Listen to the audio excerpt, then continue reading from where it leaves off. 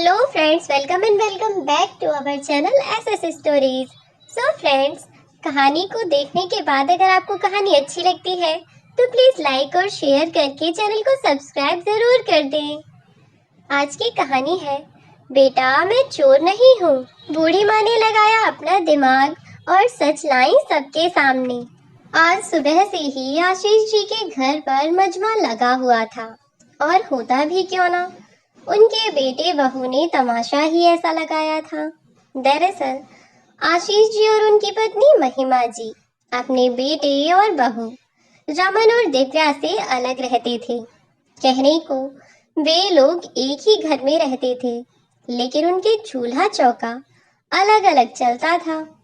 खाने पीने के सामान से लेकर घर की हर चीज अलग अलग थी। ऐसा नहीं था कि आशीष जी के 2-3 बेटे थे। उनका तो इकलौता एक ही बेटा था, रमन। लेकिन फिर भी अपनी पत्नी के साथ वे अलग रहते थे। अब आप सोच रहे होंगे कि आखिर माँ बाप अपने इकलौते बेटे से अलग क्यों रहने लगे।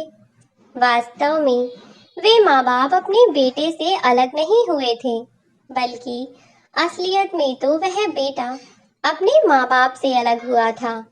दरअसल शादी से पहले रमन अपने माँ बाप को बहुत प्यार करता था और उनका बहुत ख्याल भी रखता था। लेकिन जब से उसकी शादी हो गई तो शादी के बाद धीरे धीरे उसके व्यवहार में कुछ परिवर्तन सा महसूस होने लगा था। और यह कोई अनोखी बात नहीं है।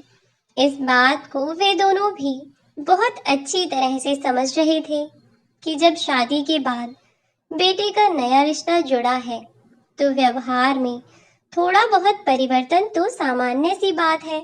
बेटे के लिए केवल अब उसके माँ बाप ही जरूरी नहीं है, बल्कि उसकी पत्नी भी उतनी ही जरूरी है। और इसीलिए वे लोग अपने बेटे को सभी रिश्तों के बीच सामंजस्य बिठाने के लिए पूरा समय दे रहे थे, ताकि वह अपनी पत्नी के साथ थोड़ा समय बिताए, जिससे कि उनके रिश्ते और ज्यादा मजबूत हों। इधर वे दोनों पति पत्नी अपने बेटे की शादी के बाद बहुत ज्यादा खुश थे। आखिर उनके घर में एक नया सदस्य जो आ गया था। कुछ समय बाद उनकी बहू, जिसे वह अपनी बेटी बनाकर इस घर में लाए थे और सचमुच उसे बेटी की तरह ही रखते भी थे। गांव का माहौल होने के बावजूद भी उन्होंने अपनी बहू को माहौल के हिसाब से जितनी सुविधा हो सकती थी उतनी सुविधाएं दी। उसके बाद भी उनकी बहू को सुकून नहीं था। वह हमेशा ही किसी न किसी बात पर शिकायत करती रहती। कभी यह नहीं, कभी वह नहीं, कभी ऐसा मत करो, कभी वैसा मत करो। उसकी आदत से उसका पति भी बहुत परेशान था।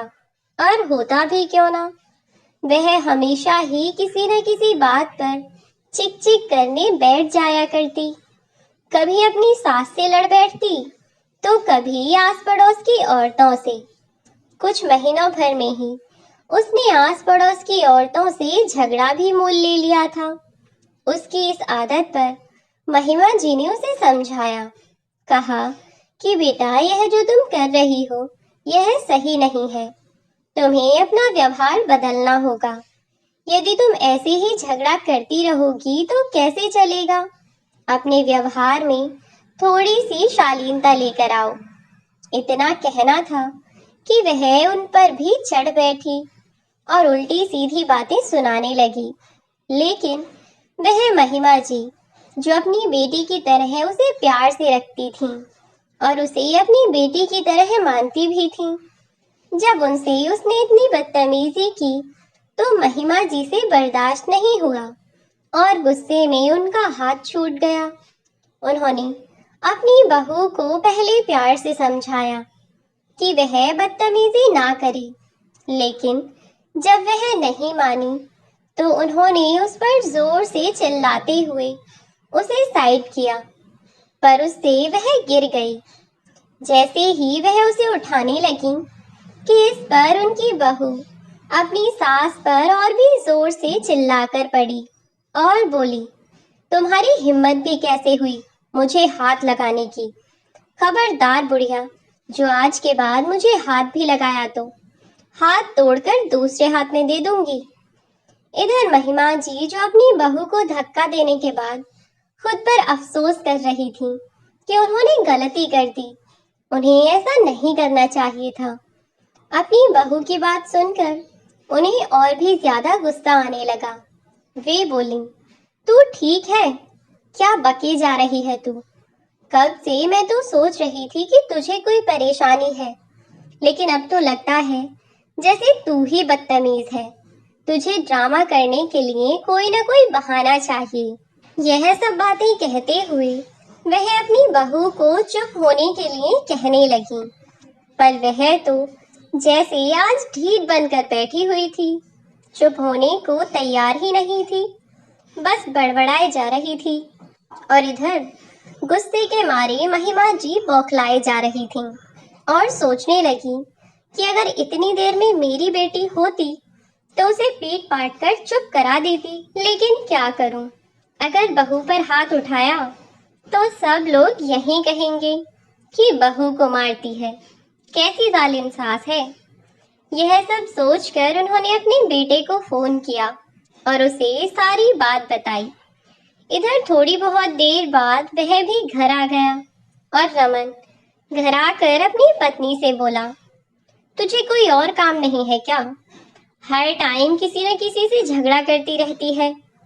तो वह इस पर चिल्लाती हुई अपने पति पर ही तेज आवाज में बोली, हाँ, मेरा तो दिमाग खराब हो गया है ना। दिमागदार तो तुम और तुम्हारे माँ बाप ही हैं बस। अपनी माँ को पूछो कि मुझ पर हाथ कैसे उठाया। मैं चुप रहती हूँ, इसका मतलब यह नहीं कि मुझे कुछ कहना नहीं आता। अगर मैंने तुम्हारी माँ को एक हाथ मार दिया होता ना, तो यह जमीन से उठ नहीं पाती। बूढ़ी घोड़ी लाल लगाम, ज्यादा जवानी छा रही है इस बुढ़िया को बुढ़ापे में। तुम्हारी माँ को। उसकी इन सब बातों को सुनकर रमन भी उस पर गुस्सा हो गया और बोला, तुझे होश भी है कि तू क्या बके जा रही है? बड़े छोटे से बात करने की कोई शर्म लिहाज नहीं है तुझे? कोई तमीज नहीं है कि तुझे छोटे बड़ों से किस तरीके से बात करनी चाहिए? तुझे तो बस बकबक करते रहने से मतलब है ना? तेरे जैसी बदतमीज लड़की शायद ही कोई और होगी। खबरदार जो मेरी माँ के खिलाफ कुछ और भी कहा तो। इस पर वह और ज्यादा तेज बोलने लगी और अब अपने पति पर ही चढ़ बैठी। इस पर रमन भी भला क्या ही करता। बेचारा अपनी पत्नी से कुछ कहता तो कलेश और ज्यादा बढ़ जाती, पर अगर घर वालों से कुछ कहता तो किस आधार पर कहता, क्योंकि उनकी तो कोई गलती ही नहीं थी। और इधर उसकी पत्नी उसकी माँ को दुनिया भर की बातें सुना रही थी। अब वह तो वहां से गुस्से में घर के बाहर चला गया और इधर उनकी बहू दिव्या बक बक मचाती रही। बहुत देर तक तो बेचारी महिमा जी ने बर्दाश्त किया, लेकिन जब उनकी बहू ने उन्हें उल्टी सीधी गालियां सुनाई तो उनसे बर्दाश्त ना हुआ और उन्होंने गुस्से में आकर अपनी बहू को चुप करने की बहुत कोशिश की। लेकिन जब वह फिर भी ना मानी तो उन्होंने एक जोरदार थप्पड़ उसके गाल पर रख दिया। अब उनकी बहू के मुंह से बिल्कुल भी आवाज न निकली और एक टक आंखों में आंसू भरकर अपनी सास को देखती रही और बोली, तेरी हिम्मत भी कैसे हुई मुझे हाथ लगाने की? उसके इतना कहने की देर थी कि उसके दूसरे गाल पर भी चटाक की आवाज के साथ महिमा जी ने एक और थप्पड़ जड़ दिया और बोली, खबरदार जो मुंह से आवाज भी निकाली तो बुरा हाल कर दूंगी तेरा। तो क्या सोचकर मुझे यह फालतू में गालियां सुना रही है? आज तक मेरे माँ बाप ने मुझसे इतनी बदतमीजी नहीं की। शादी के बाद कभी मेरे पति ने मेरे साथ इतना बुरा व्यवहार नहीं किया। और तू, आखिर तू है कौन जो मैं तेरी इतनी बदतमीजी सहूंगी? मेरा बेटा मुझे दिन रात माँ माँ कहकर मेरी सेवा करने को तैयार रहता है, और तू है कि मुझे फालतू की बातें सुना रही है। तेरे हाथ की बनी हुई 2 रोटियां खाने के पीछे मैं तेरी इतनी बकवास नहीं सुन सकती। अगर तुझे इतनी ही परेशानी है तो आज के बाद मैं अपने और अपने पति के लिए हर काम खुद कर लूंगी। तुझे हमसे कोई मतलब नहीं है। बस तू अपने काम से काम रख और मुझसे बदतमीजी करने की दोबारा कोशिश मत करना, समझी तू? अब तो बेचारी महिमा जी ने उसे इतनी बातें तो सुना दी, लेकिन अपने कमरे में आकर वे बहुत रोईं। यह सोच सोचकर कि आज उनकी बहू ने उनसे कितनी बदतमीजी की और मजबूरी में उन्हें उस पर हाथ उठाना पड़ा। कहाँ वह अपनी बहू को यह सोचकर इस घर में लाई थी कि उसे बेटी की तरह रखेंगी, सारी खुशियां देंगी, और कहाँ आज इसी बहू पर उन्हें हाथ उठाना पड़ा। अब से बेटे बहू और माँ बाप दोनों का चूल्हा चौका अलग हो गया। घर के एक कमरे में माँ बाप रहते और बाकी कमरे में उनके बच्चे। वे दोनों अपने खाने पीने का इंतजाम खुद ही किया करते थे। बेटा माँ बाप को मदद देने की कोशिश करता भी तो उसकी पत्नी वह कलेश मचा दिया करती थी। अब बीतते समय के साथ साथ महिमा जी और आशीष जी को पता चला कि वह दादा दादी बनने वाले हैं, तो वह तो बहुत खुश हुए और खुशी खुशी अपनी बहू के पास पहुंचे। लेकिन जब उनकी बहू ने उन्हें अपने कमरे में देखा तो उन्हें देखते ही वह बुरी तरह मुंह बनाने लगी। तो आशीष जी और महिमा जी वही मिठाई रखकर आ गए। महिमा जी ने अपनी बहू से अपने उस समय के बर्ताव के लिए माफी भी मांगी थी कि बहू, मैंने उस दिन गुस्से में आकर तुझ पर हाथ उठाया, उसके लिए हो सके तो मुझे माफ कर देना बेटा, मुझसे गलती हो गई, मुझे ऐसा नहीं करना चाहिए था। इतना कहकर वह फिर चली गई और दोनों अपने अपने कमरे में आराम करने लगे। फिर से समय अपनी रफ्तार से आगे बढ़ने लगा। थोड़े समय बाद उनके पोते और पोती ने जन्म लिया। उनकी बहू ने 2 जुड़वा बच्चों को जन्म दिया। बच्चों के जन्म के बाद तो घर में खुशियां ही खुशियां छा गई थीं। अब महिमा जी ही अपनी बहू की देखभाल कर रही थीं। घर का सारा काम करने के बाद खाने पीने का सब कुछ वही देख रही थीं।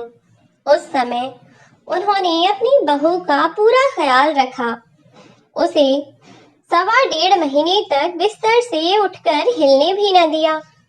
अब तो धीरे धीरे समय के साथ साथ वह उनकी बहू पूरी तरह से ठीक हो चुकी थी, और जब वह ठीक हुई तो उसने अब अपने पति से कहा कि वह अपनी माँ से कह दे कि अब वह अपने घर का काम संभालें, मैं अपना काम खुद देख लूंगी। तब बेटा अपनी पत्नी से कुछ कहता भी तो इसलिए नहीं कह पाया क्योंकि वह भी अपने घर में शांति चाहता था।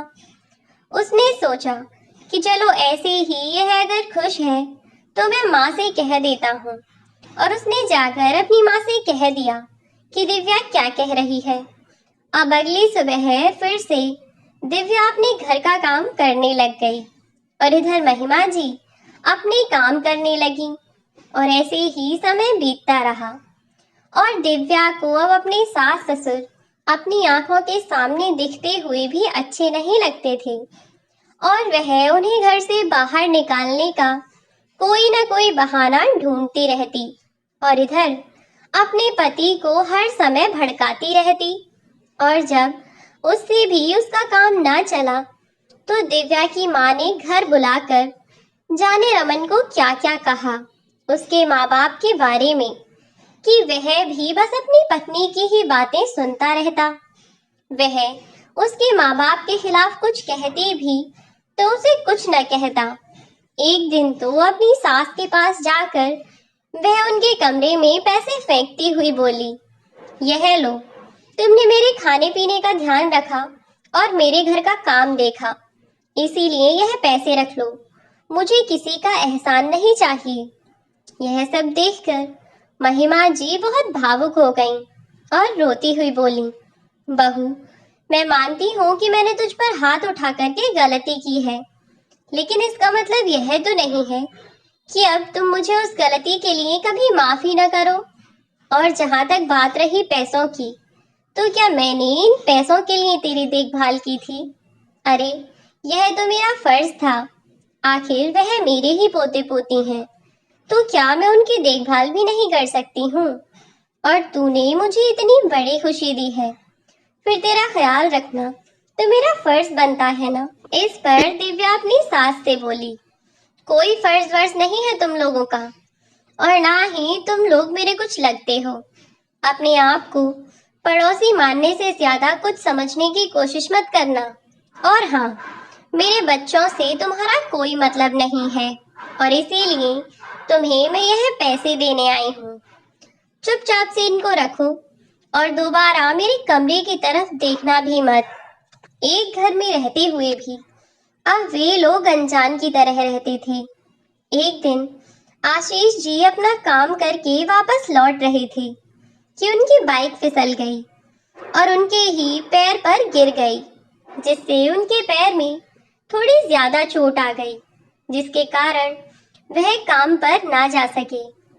अब जैसे तैसे वे दोनों अपने समय काट रहे थे कि एक दिन अचानक सुबह होते ही उनकी बहू दंदनाती हुई उनके कमरे में पहुंच गई और उनके कमरे में जाते ही बोली कि पैसे कहाँ रखे हैं मेरे तुम दोनों ने?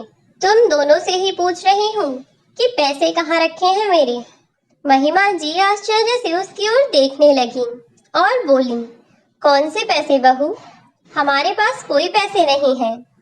तब दिव्या बोली, वही पैसे जो तूने कल रात मेरे कमरे से चुराए थे बुढ़िया। अपनी बहू की बात सुनकर बेचारी महिमा जी चौंक गईं और बोली, नहीं नहीं बहू, मुझ पर चोरी का इल्जाम मत लगा। मैंने तेरा 1 रुपया भी नहीं लिया। मुझे भला उनसे क्या मतलब?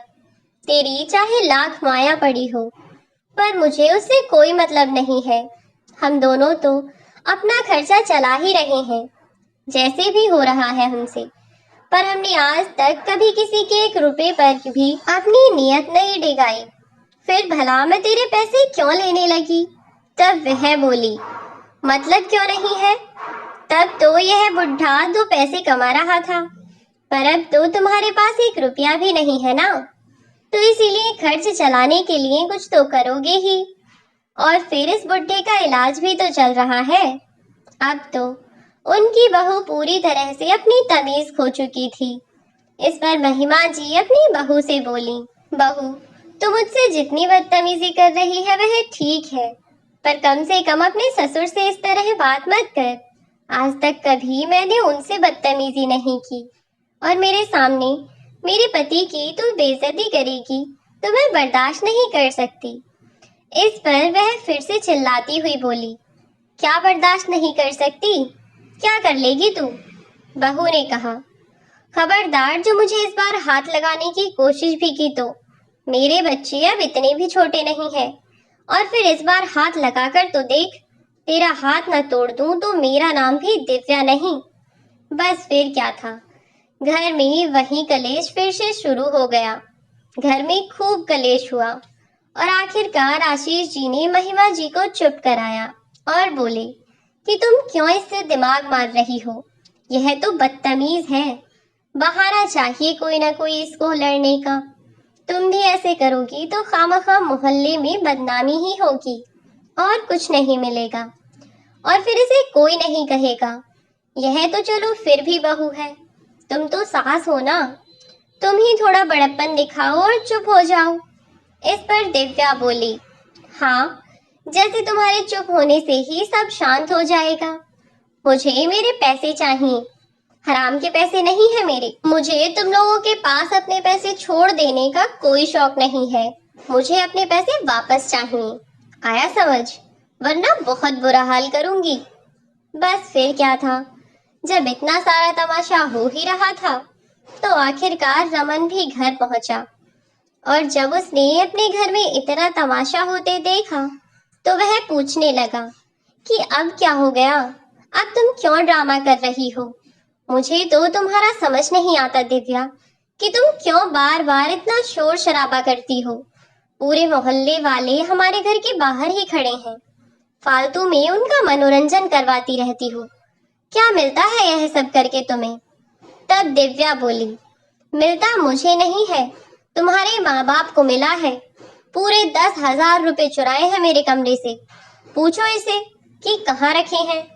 अगर मुझे मेरे पैसे नहीं मिले ना, तो देख लेना कि मैं इनका क्या हाल करूंगी। तब महिमा जी अपने बेटे से बोली, बेटा, मैं सच कह रही हूँ, मुझे नहीं पता कि यह किस बारे में बात कर रही है।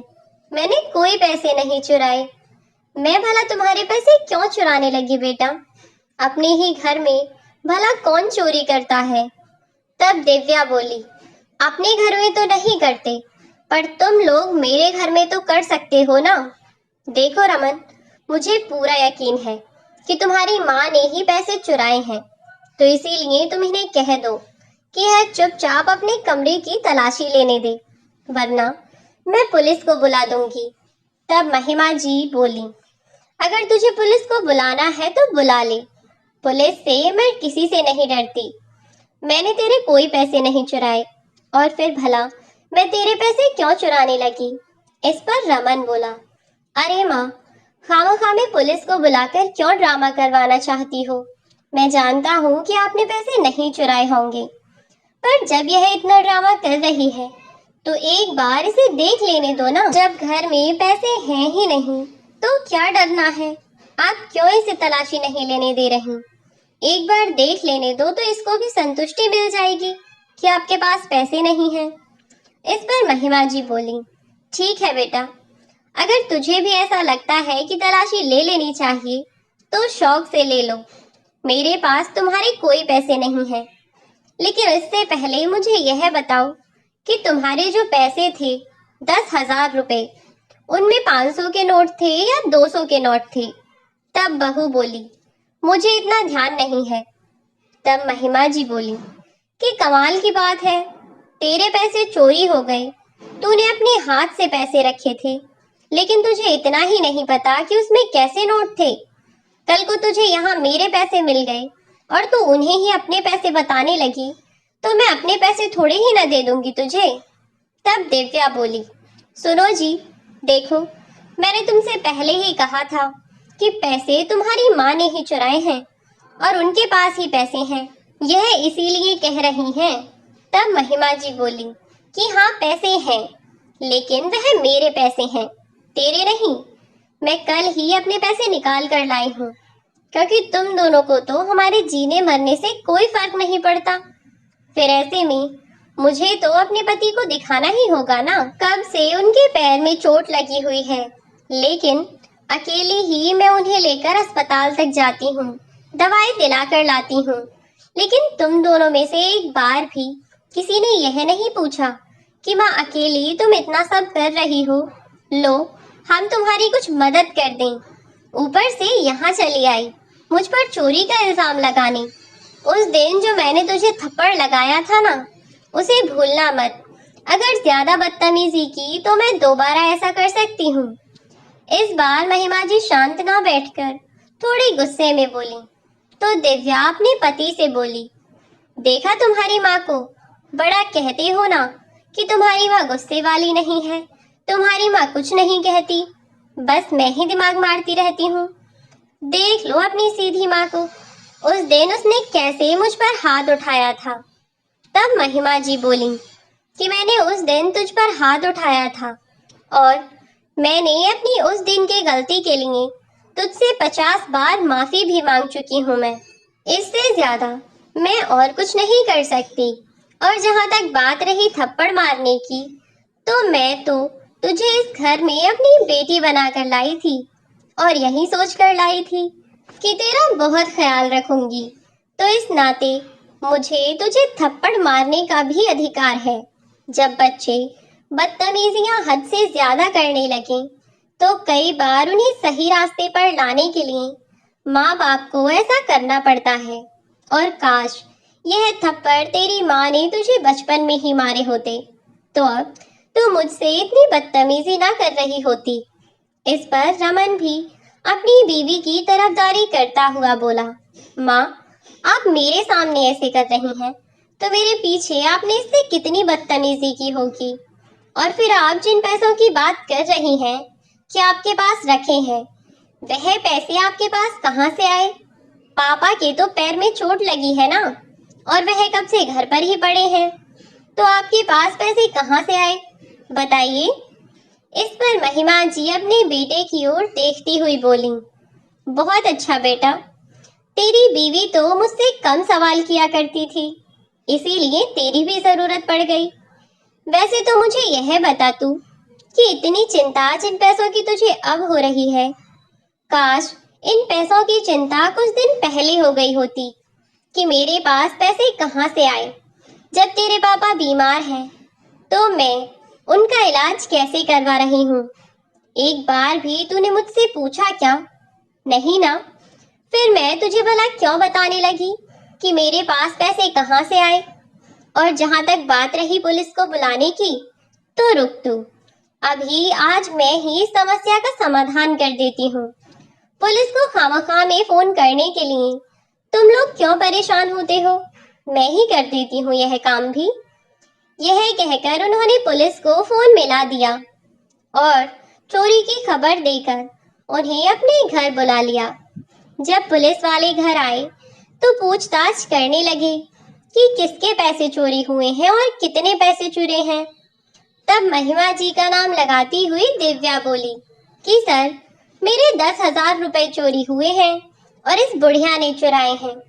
अगर आपको इसके बक्से में या इसके कमरे में 10,000 रुपए ना मिले तब आप कहना।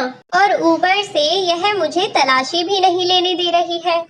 तब पुलिस वालों ने महिमा जी से बात की। तब महिमा जी ने कहा कि सर, मैं इसे तलाशी नहीं लेने दे सकती।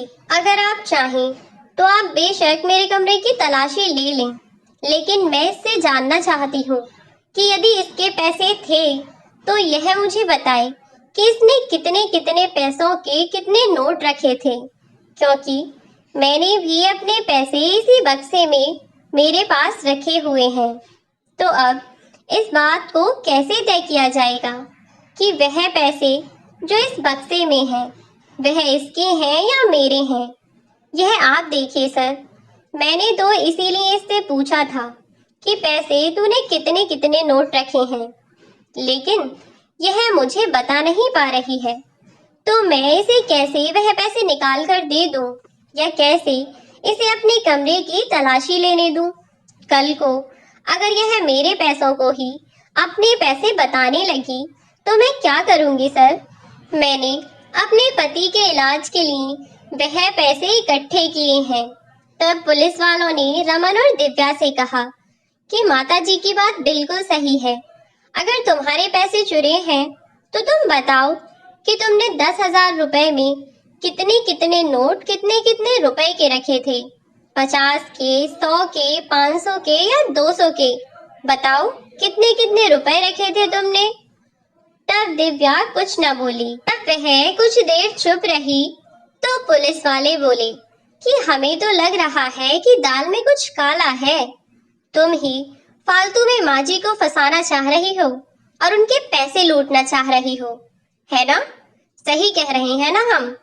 तब दिव्या बोली, नहीं नहीं सर, ऐसा नहीं है, मैं बस याद कर रही हूँ कि मैंने पैसे कैसे रखे थे। फिर थोड़ी देर कुछ सोचकर दिव्या ने सोचा कि 10,000 रुपए हैं तो 500 के नोट ही रहे होंगे। सोचते हुए वह फिर पुलिस वालों से बोली, सर, मेरे जो 10,000 रुपए हैं उनमें सभी नोट 500 के हैं। तब वे पुलिस वाले महिमा जी के कमरे में घुसे और उनसे कहा कि माता जी, हमें तलाशी करनी होगी। उन्होंने हमें पैसे बता दिए हैं कि 500 के नोट हैं।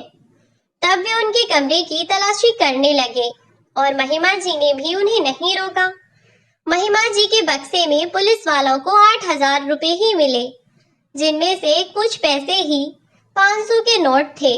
बाकी रुपए 200 के और 100 रुपए के नोट मिलाकर पूरे हुए थे, जिन्हें देखकर पुलिस वालों ने उन पैसों को निकाल लिया और दिव्या के सामने जाकर उससे पूछने लगे क्या यही तुम्हारे पैसे हैं? तब दिव्या बोली, हाँ हाँ सर, यही मेरे पैसे हैं। देखो सर, इस बुढ़िया ने मेरे पैसे चुरा लिए थे। अब आप इसे ले जाइए अपने साथ, चोरनी कहीं की। दिव्या ऐसी सब बातें कहने लगी तो लेडी कांस्टेबल ने दिव्या के गाल पर तमाचा रख दिया और बोली, झूठ वह बोल रही है या तू अपनी सास के पैसे हड़पना चाहती है, जबकि तुझे दिखाई दे रहा है कि तेरा ससुर बीमार है, फिर भी तुझे सिर्फ पैसों की पड़ी है। कैसी नालायक बहू है तू। उस लेडी कांस्टेबल के आगे दिव्या की बोलती बंद हो गई और धीमी सी आवाज में बोली, लेकिन सर, यह तो मेरे ही पैसे हैं। तब वह पुलिस वाला बोला कि यह तुम्हारे पैसे कैसे हो सकते हैं? ना ही तो यह 500 के नोट है और ना ही यह 10,000 रुपए हैं। यह तो 8,000 रुपए हैं और इनमें तो नोट भी वैसे नहीं है जैसे तुमने बताए। तब दिव्या बोली कि सर, इस बुढ़िया के पास इतने पैसे कहाँ से आए? हो सकता है मेरे पैसे किसी से जाकर इसने बदल दिए हों। तब महिमा जी ने पुलिस वालों से कहा, बेटा, मैंने अपने भाई से पैसे उधार मांगे हैं अपने पति के इलाज के लिए। यकीन नहीं होता तो तुम रुको, मैं उसे फोन मिलवा कर देती हूँ। रमन से कहा कि वह फोन मिलाकर दे दे। अपने मामा को फोन मिलाकर रमन ने पुलिस वालों को वह फोन दे दिया। अब जब पुलिस वालों ने उनसे बात की तो पता चला कि महिमा जी अपने पति के इलाज के लिए 8,000 रुपए उनसे मांग कर लाई थी और अपने भाई से बात कराने के बाद रमन को भी अपने मामा से बात करके संतुष्टि हो गई कि उसके माँ बाप ही सही थे और उसकी पत्नी झूठ बोल रही थी। और इधर पुलिस वालों ने भी दिव्या को सख्त हिदायत देकर छोड़ा और कहा कि अगर आगे से ऐसी कोई भी शिकायत आई तो तुम्हें हम अंदर डाल देंगे, फिर वहां बैठी बैठी यह सब चालबाजी करती रहना।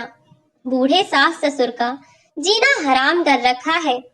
इकलौता बेटा है, क्या इसीलिए इन्होंने इसे इतना पाल पोस कर इतना बड़ा किया था कि जब उनकी तुम जैसी बहू आएगी तो वह इनका खाना पीना सोना सब कुछ हराम करके रख देगी और चैन से सांस भी नहीं लेने देगी।